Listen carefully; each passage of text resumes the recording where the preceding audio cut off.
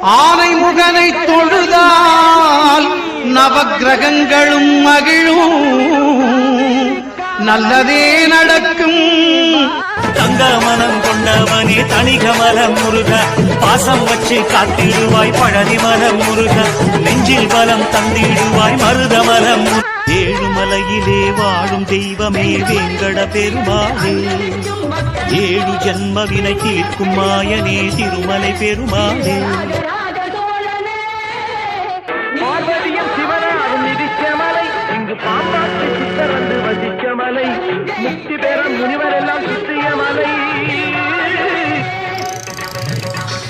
Sir ஆளை விட மாட்டாங்க, ஒண்ணு சார் வந்து ரெண்டு விட்டு ஊத்துறாங்க, அது மட்டும் வேலையாகாது இல்லையா? கரண்ட் பிரேயர்ல